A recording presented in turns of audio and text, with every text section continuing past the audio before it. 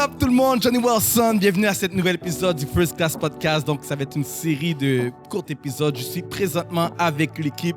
Donc je suis avec Martine. Hello. Je suis avec Yedi. Et avec Josué qui est toujours là, toujours fidèle au poste. Donc, guys, aujourd'hui, on va parler de... Ça va être une série d'épisodes, tout ça. On va parler de la photographie, les mariages. On va faire un petit retour sur la saison 2023 qui vient de se passer, tout ça. Parler dans ce meeting de podcast, au First Class Podcast. En passant, pour ceux qui ne nous suivent pas déjà, allez nous suivre sur les réseaux, le First Class Pictures ou le First Class Podcast. Donc, le premier sujet, il y a une histoire que... Ça fait quand même un peu longtemps. Vous allez pouvoir regarder sur l'écran ici l'histoire, OK? Il y a un photographe qui a effacé les photos du mariage, OK, des mariés. Donc, après qu'on lui a empêché de manger, de prendre une pause. OK? Donc, le photographe, il l'a littéralement effacé. Je sais pas, au début, je pensais que c'était pas une vraie histoire, mais après avoir fait mes recherches scientifiques, j'ai réalisé on dirait que c'était une vraie histoire. Donc, je vous explique. C'est que initialement, c'était un ami qui était là comme invité, qui voulait faire une faveur pour le mariage, dans le fond. Donc, elle a offert ses services pour être photographe du mariage. Donc, ils l'ont payé $250. OK? Après, elle a demandé au marié si elle pouvait comme prendre une pause, tout ça. Après, le marié a répondu soit tu photographes ou soit tu n'es pas payé. Tu comprends? Soit tu photographies ou soit tu n'es pas payé. Après, la fille a dit what? OK. Là, elle a effacé toutes les photos du mariage puis elle a dit OK, that's it. Tout ça. Tu comprends? Qu'est-ce que vous sentez? Mais elle a demandé à prendre une pause pour manger? Ouais, pour manger, c'est ça. Elle voulait prendre une pause pour dinner break to eat and drink, c'est ça. Ce qui est nécessairement normal. Ouais. Parce qu'une journée de mariage, c'est quand même long, c'est quand même des heures. Mm-hmm. C'est normal. Toi, qu'est-ce que tu dis? Pour de vrai, dans ce contexte-là, de ce que j'ai compris, c'était pas un professionnel. Mm-hmm. C'était l'ami de la famille, right? C'est ça. C'était une amie, un ami du couple. C'est ça, un ami du couple. C'est une photographe amateur. Puis regarde, elle a chargé $250 pour le mariage. Ce qui est rien, là. Exactement. C'est presque faire la chose gratuitement. Ouais, c'est ça, c'était une faveur qu'elle faisait. Alors, à ce moment-là, c'est en tant que couple, il faudrait que tu prennes en considération que tu n'es pas allé chercher ce qui est de professionnel. Tu ne peux pas t'attendre à ce que la personne te donne le service, d'un photographe professionnel. Ça, c'est sûr et certain. Deuxièmement, c'est un ami qui te donne une faveur et toi, dans cette situation, toi, tu ne veux même pas donner un moment de break. Comme tu mentionnais, Martine, une journée de mariage au complet, elle est très longue. Très, très, très longue. Il y en a beaucoup qui pensent qu'on est seulement derrière des caméras, on fait clic, clic, clic, et la journée passe comme ça, toute la journée, c'est passé. Non, c'est un métier. C'est mentalement, c'est plus que physiquement, c'est mentalement fatigant parce qu'il faut gérer tout ce qui est autour, non seulement le couple, non seulement le cortège, mais tout ce qui est autour. Le autour, beaucoup négligent ou minimisent un peu l'impact, mais encore plus pour une personne qui n'a pas cette habitude de le faire et qui vient le faire, alors à ce moment-là, bien sûr, même pour n'importe qui, même si c'est professionnel, c'est normal qu'ils prennent le temps de manger. Toi, Josh? Wow. Quelque chose que tu n'as pas mentionné que j'ai vu, la personne a seulement demandé un 20 minutes pour manger. Elle avait demandé un 20 minutes. Plus, wow. Juste 20 minutes pour manger et boire. C'est comme si elle dit, c'est pas que je veux prendre un break puis finir ça, c'est donne-moi juste le temps de recharger mes batteries pour recontinuer à te faire une faveur et pour $250, continuer à prendre des photos. Sérieusement, je trouve que, on va pas se le cacher, je trouve que c'était excessif de le fait de delete les photos. Elle aurait pu le garder en otage. Effectivement. Puis peut-être même demander de se faire payer de manière, en tout cas. Mais sérieusement, je la blâme pas d'avoir fait ça parce que toute une journée sans manger. Mais rendu là, moi, j'aurais même pas demandé de prendre une pause de 20 minutes. Ouais. Depuis quand tu demandes de prendre une pause? C'est ça, j'aurais juste pris, là. C'est ça, là. C'est là que tu vois, c'est ça, il y a un peu de manque d'expérience, je pense, de la photographe. Là. Regarde, là, comme quand tu captures un mariage, t'es pas comme l'employé qui dit hey, patron, est-ce que je peux prendre corporatif, est-ce que je peux prendre une pause en passant là, tu fais juste... Est-ce que je peux aller aux toilettes? C'est littéralement, c'est quasiment ça. C'est vraiment ça. En réalité, c'est quasiment ça. C'est comme si qu'elle demandait pour aller aux toilettes. Ouais. Gère-toi, là, gère ton horaire. Exactement. Puis l'aspect avoir effacé toutes les photos aussi, pour moi aussi, c'est un autre Tu sais, regarde, don't get me wrong. Je comprends la situation qu'elle soit fâchée, tout ça. Tu comprends? Mais le fait qu'elle ait effacé les photos, c'est une autre personne qui ne sait pas pourquoi elle capture un mariage. Tu comprends? Effectivement. Il faut comprendre le why. C'est dans toute chose, il faut que tu comprennes pourquoi, initialement, tu as décidé de te lever un matin pour décider de photographier un mariage. C'est que tu voulais garder des souvenirs. Tu sais, ça nous est arrivé plusieurs fois qu'on faisait des mariages puis qu'on avait des malentendus, des fois, avec des mariages. Ça arrive, des malentendus avec les mariages. Après, j'ai ouvert une autre parenthèse par rapport à ça, mais par rapport à ça, tu sais, ça arrive des fois que ça va mal, que la mariée, elle est Bradzilla, puis le marié, tu sais, je sais pas, il se prend pour un patron, tu comprends? Mais dans tous les cas, il faut que tu te rappelles le pourquoi de ta mission. Tu comprends? Donc, même si on fait un parallèle, exemple, avec l'armée, OK, on a une mission. On a toute une mission, oui. Non, mais regarde, il faut comprendre. Il y a la mission. La mission du photographe, c'est de capter des souvenirs. Tu comprends? Cela, toi, à cause d'une situation, tu décides de saboter ta mission. Tu comprends? Parce que ça, un photographe professionnel, OK, aurait ça rapporté ça à la mariée. Ou soit j'aurais juste dit, you know what, comme à la fin de la journée, après le mariage à tête reposée, OK, tu dis, regarde, voici qu'est-ce qui s'est passé, voici qu'est-ce que tu as fait, et j'ai pas du tout aimé qu'est-ce que tu as fait. Tout ça. T'sais, après, il y aura une façon d'expliquer. Mais en effaçant l'ensemble des photos, parce qu'en plus, gars, je vais vous dire, j'ai lu les commentaires dans ces publications-là, puis beaucoup de photographes, comme si ils approuvaient qu'est-ce que la fille avait fait. Ah ouais? Ouais, ils étaient comme, oh, c'est normal. C'est Non, c'est pas normal qu'elle ait normal. fait ça. Il y en a beaucoup, comme je te dis, là, je lisais les commentaires. Ouais, là, ça n'a pas de sens. But, pour moi, au début, là, j'étais d'accord. Ben, comme d'accord. J'étais comme, ouais, je la comprenais, tout ça. Mais après, de notre côté, après avoir réfléchi, j'étais comme, ouais, mais elle a oublié sa mission. Tu comprends? Elle a oublié la mission, le why, pourquoi elle est là le jour du mariage. Puis, et ça vient avec tous les obstacles, des fois, lorsqu'on fait un mariage. Tu comprends? Ça arrive. Au pire des cas, la pire des choses qui peut arriver, c'est que tu prends ta pause. That's it. Tu comprends? Comme, tu as besoin de 20 minutes, prends ton 20 minutes, tu n'as pas à demander la permission, tu prends ta bouffe. Tu comprends? Puis ça me rappelle, genre, quand on faisait un contrat à un moment donné, puis que, tu sais, il servait la nourriture à tout le monde, puis, tu sais... Martine, arrête de bouger. Donc, ça me rappelle, on faisait un contrat, OK? Puis là, tu sais, j'étais photographe. Puis il y avait une serveuse qui servait la nourriture. Puis elle servait la nourriture à tout le monde, OK? Puis elle passait devant moi. Moi, à un moment donné, je l'ai regardé dans les yeux, là. Je l'ai regardé dans les yeux. Puis, tu sais, quand le regard peut écrire un paragraphe avec le regard, je lui ai dit, comme, sans avoir dit un mot, je l'ai regardé dans les yeux. Ça voulait tout dire. Ça voulait tout dire. Je dis, regarde, la prochaine fois que tu t'arrêtes devant moi, puis tu me laisses prendre des crevettes. Tu comprends? Tu comprends? Après, elle s'est arrêtée devant moi. Après, elle dit, vous voulez quelque chose, monsieur? Je dis, OK, c'est bon. Là, j'ai pris, je me suis servi. Et après, elle a continué à arrêter devant moi. Tu comprends? Donc, comme photographe, là, tu dois apprendre à prendre ta place. Et ça m'ouvre une autre parenthèse, guys, OK? C'est que je me rappelle avant, on faisait des mariages, puis ça arrivait des fois qu'ils oubliaient ils oubliaient de nous mettre une place à la salle de réception.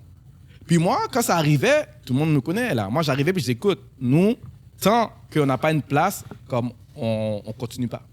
Tu sais, j'allais voir, je dis à la wedding planner, je dis, écoute, vous allez vous arranger pour nous donner une table. Parce que c'est pas vrai qu'on va faire toute la journée, on est là depuis 10 h le matin, il est rendu 8 h, et que vous n'allez pas, comme on va rester là debout comme des ouvriers. Ouais, tu comprends?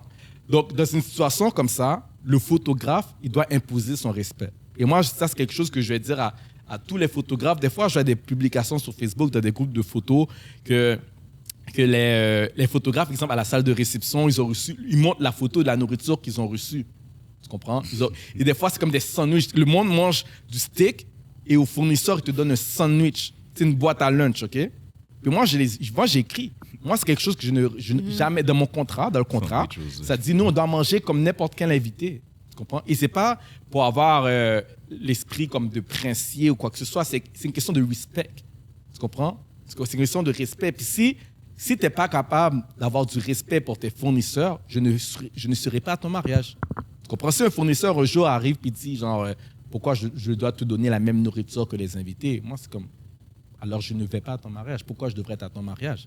Parce que le respect est mutuel. Et c'est ça, je pense que c'est cette dimension que fournisseur, que photographe, vidéaste, n'importe quel fournisseur doit atteindre dans leur entreprise, c'est I don't do this for the money. Tu comprends? Je fais ça parce que j'exerce un art que j'aime, OK? Et que je vais l'exercer avec la passion, mais en retour, autre que l'argent, c'est le respect. Le respect va en haut de l'argent. Au-delà, c'est ça, de l'argent. Donc, pour cette histoire, honnêtement, moi, je suis vraiment contre le fait qu'elle ait effacé les photos parce que je sais c'est quoi un mariage.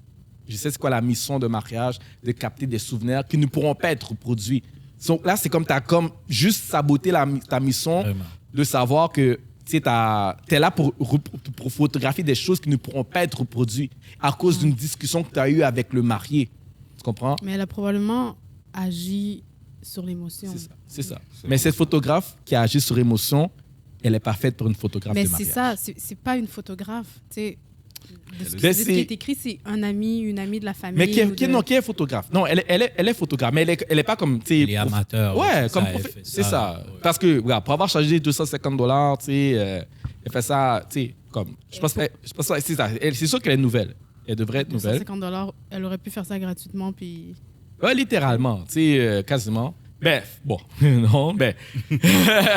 250, là. Ouais, mais en 2023, 250, c'est rien, hein? Non, j'avoue. Mais non, ça date de 2021, cette histoire-là. Okay.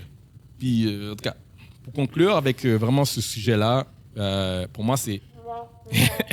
Ouais, mais avant que tu clôtures sur ça, je voulais juste amener un point par rapport aux photographes qui ont dit tout à l'heure, qui ont mentionné qu'ils comprenaient, qu'ils étaient d'accord avec ce qu'elle avait fait. Et je veux peut-être emmener une nuance entre être d'accord sur une action, parce que oui, tu peux comprendre en fait pourquoi telle personne a réagi de telle manière, mais ça ne veut pas dire aussi que c'est la bonne manière qu'il fallait réagir. Il y a une grosse différence entre ça. Oui, je peux comprendre que telle chose peut t'énerver et que ça peut te faire réagir d'une telle manière, mais ça ne veut pas dire pour autant que tu dois réagir sur cette colère-là, que c'est ça la bonne chose à faire. Et en tant que professionnel ou en tant que personne qui est appelée ou à donner un produit, à donner un travail, il faut qu'on se mette ça dans la tête, qu'il faut qu'on soit au-delà des fois de nos émotions. Il y a toujours une manière d'agir, une manière de réparer la chose. Comme Johnny a mentionné tout à l'heure, c'est à la fin du service, tu mentionnes le problème. Tu mentionnes la chose. Tu ne viens pas saboter. C'est toi-même ton propre nom qui est en train de saboter. Exactement. Parce que c'est toi qui t'es mis garant. Oui, je vais t'apporter un travail et je vais te donner ce produit-là à la fin de tout ça. Mais là, tu as laissé parler tes émotions. Et ça, c'est sûr et certain, peu importe que ça soit dans le milieu, ça commence à parler. Hein. Mais tu sais, qu'est-ce que je trouve bizarre, c'est qu'après, elle dit qu'elle a, même après cet événement-là, elle a eu des contrats avec le DJ, l'animateur. Ah ouais? Et c'est ça que je trouve déplorable. Tu sais, des personnes, tu sais, il y en a qui ont supporté, comme, dans le fond, son agissement. Puis, tu sais, elle a fait... puis, bon, honnêtement, tu sais, je pense pas que c'est une photographe qui est vouée à une grosse carrière comme photographe de mariage, parce que c'est ce genre de truc inconcevable. Tu sais, c'est de la même façon, exemple, quand tu perds les photos des mariés, tout ça. Tu sais, on s'entend que faire un mariage, les photos, c'est comme, exemple, une pépite d'or, tu comprends? Tu sais, tu tiens ça, puis c'est comme... Moi, des fois, j'ai les sacs. Puis dis-toi que quand je sors d'une salle de réception, pour moi, c'est comme si c'est route directe à la maison. Tu comprends? Tu sais, je veux pas... puis je veux toujours avoir un visuel parce que c'est tellement précieux qu'est-ce qu'il y a comme dans les caméras. Et honnêtement, c'est même pas... C'est même pas l'appareil photo. Pour moi, c'est le fait... Tu sais, les appareils photo, ça peut... Ça se remplace. Ça se remplace, tu comprends? Mais toutes ces images-là, les photos, vidéos, les souvenirs, tout ça, tu sais, je me vois pas dire à des mariés, j'ai perdu toutes tes photos de mariage. La famille qui vient de loin. Ils viennent de loin. Pour assister au mariage. Ouais. Puis, tu sais, ça, j'entends... Ça m'amène à ouvrir une autre parenthèse. Tu sais, j'entends souvent des histoires de personnes qui se sont mariées et qui n'ont jamais reçu leurs photos. Tu comprends? Tu sais, j'entends ça, c'est monnaie courante. C'est sûr que quand les personnes font un sondage autour d'eux, c'est sûr qu'il y a au moins une personne qui s'est mariée qui n'a jamais reçu ses photos. Tu parles le couple? Oui, le couple, c'est ça. Le couple, soit le photographe a perdu toutes les photos, soit il les a juste jamais remis, ou soit il n'a pas pris ça au sérieux, tout ça. Puis c'est ça que, tu ça m'amène au principe que souvent, c'est des photographes qui ne catchent pas la mission encore. J'ai souvent employé le terme mission parce que c'est ça, capter un mariage. C'est que ta mission, c'est de capter les souvenirs du couple et le fait que c'est la seule chose, ça se passe une seule fois. C'est la seule chose qui reste après le mariage. Donc, c'est comme un genre d'état d'esprit qu'il faut que tu aies genre quand tu arrives la journée du mariage. Et les histoires de quand le photographe, exemple, qui remet jamais les photos, tout ça, c'est une fois de plus, c'est comme un photographe que les mariés ont engagé qui ne connaissait pas sa mission. Il connaissait pas, lui, il savait qu'est-ce qu'il faisait. Il y a une grosse différence entre savoir qu'est-ce que tu fais et savoir le pourquoi tu le fais. Il y a des photographes qui vont prendre des photos. Ils savent prendre des photos, mais ils ne savent pas pourquoi ils prennent des photos. Ils font des mariages, mais ne savent pas pourquoi ils font le mariage. Il va se présenter le jour du mariage, ils vont prendre des photos du mariage. Mais demande-les pourquoi tu prends un mariage. Pour l'argent. Pour l'argent. Pour le salaire. Le salaire est bon, ils vont dire c'est pour l'argent. Mais ça, c'est quand tu fais ça pour l'argent, qu'est-ce que ça fait? Non seulement, souvent, tu es dans une catégorie de photographes qui risquent de charger moins cher que le prix normal, parce que le prix devient ton argument de vente. Donc, tu décides de charger moins cher parce que tu veux en faire plus. Donc, tu charges moins cher. Donc, parce que tu veux beaucoup de mariages. Mais une fois que tu rentres dans la dimension du pourquoi tu fais un mariage, tu réalises que tu ne peux pas faire autant de mariages. Parce que tu ne peux pas donner la même énergie, exemple, à 50 mariages versus quand tu décides de faire 20 mariages. Et c'est ça une dimension que moi, si je dois encourager les photographes, c'est vraiment ne pas aller avec la quantité, mais vraiment la qualité. Et First Class, ça a commencé avec la quantité. T'sais, on s'entend, vous vous rappelez dans le temps qu'on faisait... Moi, je me rappelle pas. Ça arrivait là, qu'on faisait des 75 mariages, mais ça, c'était la quantité. Mais il n'y avait pas... pour survivre, il y avait d'énormes sacrifices aussi là, qu'on faisait. Là, les nuits, il a été courtes, tout ça, etc. Mais une fois qu'après la pandémie, qu'on a shifté pour aller vers la qualité, ça a changé. Les histoires, même, c'est même avec les mariages, la façon qu'on se faisait traiter, la façon qu'on se faisait traiter, même les histoires de ne pas avoir de place assise à la salle de réception, ça n'existait plus. Tu comprends? Parce que on est allé avec la qualité. Donc, tout ça pour dire, c'est que les mariés, je pense qu'ils cherchent, qu'ils engagent un photographe, OK, qui sont comment je peux dire, sont care de leurs souvenirs, tout ça. C'est une nécessité de savoir, de demander au photographe pourquoi tu prends un mariage. Pourquoi tu te lèves le matin pour aller photographier un mariage? Tu comprends? Moi, si on me pose la question, je me lève parce que je suis un marchand de souvenirs. J'aime ça dire que First Class Pictures, on est des marchands de souvenirs. Tu comprends? C'est pas juste des photographes. Moi, oui, je prends des photos, mais le pourquoi, c'est que je veux ramener des souvenirs que je me dis, quand le legacy que je laisse sur Terre, OK, c'est que quand, exemple, je ne serai plus là, ben, il y aura les petits-enfants et des petits-enfants qui vont regarder leurs photos des parents, puis ça va être marqué First Class Pictures en dessous. Tu comprends? Et ça te rend immortel. Quand tu rentres dans le marché du souvenir, ça te rend immortel, tu comprends? Je sais que c'est assez deep, qu'est-ce que j'ai dit? Tu laisses ta trace. Ouais, tu laisses, non, c'est vrai, tu laisses ta trace, là. C'est une façon de laisser ta trace de ton legacy, tu comprends? Puis quand tu rentres dans cette dimension-là, il y a des choses que tu ne prends plus, que tu n'acceptes plus, il y a des clients que tu ne prends plus. Tu deviens sélectif dans des clients parce que c'est important que les clients adhèrent à ta vision et à ton why. Et ça, je vais apporter un point par rapport à ça. Ça, c'est vrai dans le sens que, comme dans n'importe quoi dans la vie, c'est toujours une question de relation. Alors, c'est toujours bidirectionnel. Il y a toujours un qui donne, il y en a un qui reçoit. Alors, et ça, c'est un mouvement perpétuel entre nous, êtres humains, peu importe au niveau organisationnel, peu importe au service familial. Et on parle ici dans le sens avec les fournisseurs et nous, dans le domaine de la photographie et de la vidéographie.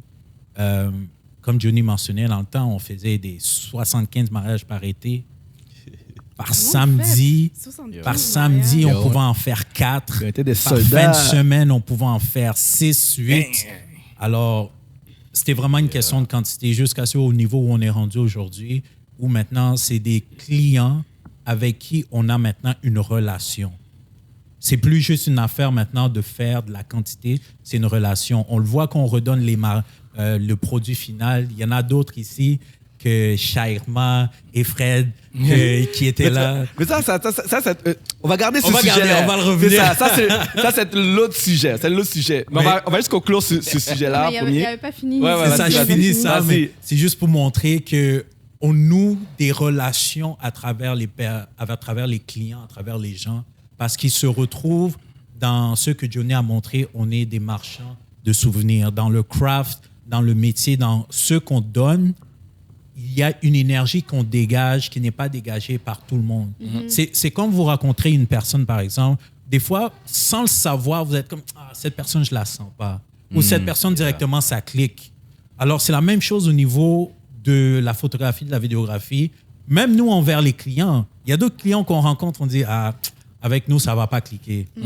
Directement, on le sait. Il y en a d'autres, c'est comme... Tout de suite, là. Directement, tu as même envie de faire un extra hour sans problème. Mais c'est vraiment ça. Alors, il y a toujours cet aspect de plus que je voulais juste partager. Excellent. OK, moi, je suis curieuse. Il a dit, ça fait combien de temps que tu es dans First Class? Je commence à être un Hall of Famer, comme de renommée. Ça fait 8 ans l'année prochaine, 9 ans. Wow. 2015. Ouais, 2015. 8 ans. 2015. 8 ans. C'était OG. Je pars vers le 10 ans, la décennie. On va lui donner la médaille de cette 10 ans. Commencer à faire un tome de la renommée. OG, man. Josué, ça fait combien de temps? Ça fait 5-6 ans, là. Ça fait combien de temps, Martine? Ça fait moins d'un an. First baby year. Nouvellement arrivé. Shout out à Martine. Rookie of the year, Max. So, guys, pour conclure ce sujet, une fois de plus, le mot de conclusion, c'est, guys, photographe qui a effacé les photos négatives. Moi, honnêtement, si c'était une de mes proches, j'aurais dit ces 4 vérités. C'est off, là. C'est off. C'est quelqu'un qui n'a juste pas compris sa mission. Le marié, c'est sûr qu'il n'y avait pas de sens qui dit cela. Soit t'es photographe ou soit t'es pas payé. Moi, honnêtement, c'est sûr que ça m'aurait fait payer. J'aurais été énervé. J'aurais continué, mais j'aurais été énervé. En étant le photographe? J'aurais été le photographe, j'aurais été énervé. Mais je n'aurais jamais effacé les photos. J'aurais sûrement fait un statut Facebook. Facts. So, guys, c'est ce qui conclut. Je ne sais pas si tu as quelque chose, un mot de conclusion pour ce sujet, Martine? Non, mais j'allais juste dire que c'est vraiment à l'extrême là, d'effacer les photos. Puis, moi, si j'étais les mariés, je l'aurais littéralement poursuivi. Mais c'est ça l'affaire. Est-ce qu'il y avait un contrat qui les reliait ou c'était juste une entente à la... Je l'aurais poursuivi. Ça, c'est des ententes. Des ententes à l'amiable, $250 pour un mariage. Je pense pas qu'il y ait un contrat, malheureusement. Ce qui m'étonne là-dedans, c'est que ils se connaissent. C'était des amis, si je comprends bien. C'est parce que c'est une faveur qui est rendue, fait qu'ils se connaissent. Fait comment peux-tu traiter ton ami comme ça? Josué, malheureusement, et je vais dire le terme malheureusement, souvent, amitié n'égale pas business, ça va pas souvent ça. Il y en a d'autres, dès qu'ils switchent dans le côté business, c'est comme s'ils s'attendent à ce qu'ils soient traités différemment. Ouais, en effet, mais en s'entend, le mariage, c'était pas une business. C'est pas comme si ça aurait été le DJ qui a engagé le photographe pour faire des photos. C'est vraiment les mariés qui ont demandé, fais-nous une faveur, prends des photos pour nous. Fait que, je sais pas. Man. Ils l'ont vu dans l'optique comme si c'était un travail professionnel qui s'attendait à ça. Ouais. Alors, au même titre que tu parles du DJ, c'est au même titre qu'ils regardaient la personne. C'était plus « Oh, c'est mon ami. Oh, je vais la traiter tranquillement. » Non, c'est « Fais ton travail, sinon on ne paye pas. » C'est pour ça que c'est ça qui est arrivé. Mais en même temps, on ne connaît pas toute l'histoire. Peut-être que c'est une accumulation de plusieurs petites choses qui s'est passées au cours de la journée. Bridezilla qui a dit « Ah non, peut-être que c'était un qui a dit « Ah ben là, tu peux. » Puis l'autre a fait « Oh non, il ne peut pas. Moi, je veux prendre mes souvenirs. » Exactement. Il y a peut-être eu des discussions qu'on n'est pas au courant. Peut-être que les mariés, je sais pas, ils avaient des grosses attentes, puis pendant toute la journée, ils l'ont énervé. Là. Mais quoi que ce soit passé... c'est sûr que ça n'excuse en rien. Ça n'excuse en rien. Exactement. Ça, c'est clair. All right. Donc, c'est ce qui conclut le sujet de cet épisode. Donc, ici, c'était Johnny Wilson. On peut me retrouver sur le First Class Podcast ou First Class Pictures. Ici, on a Martine. Oui. Tu vas comprendre. On va... OK. C'est parce qu'on fait plusieurs épisodes. Ah, OK, d'accord. On va couper ça au montage. Martine me regardait. Non, mais je dois comme dire mon nom ou toi, tu dis mon nom ou Mais tu peux dire ton Instagram, tout ça. Bon, peut-être tu me donnes du travail, tu me montages. Fais juste... C'est une conversation. Ah, OK. Ouais. Martine Belton. OK, on va... Donc, c'est ce qui conclut cet épisode du First Class Podcast. Donc, ici, c'était Johnny Wilson, votre host, Merde. Vas-y, tu continues. Il y a Regarde, pas de je vais stop. couper ça au montage. Non, tu coupes. Aïe, on va faire ça. Tu vas devoir tout écouter. Le moment que tu t'es dit, je coupe ça au montage, c'est comme si là, tu cherches. Oui. Là, oh, non, c'est pas Ok, bon. mais là, quand tu es en train de parler, tu me donnes de couper ça aussi. Ok, vas-y. Ok. Fait que là, on. All right. Donc, c'était Johnny Wilson dans cet épisode du First Class Podcast. Donc, j'étais avec Martine, avec Yedi et Josué. Donc, on se retrouve dans un autre épisode du First Class Podcast.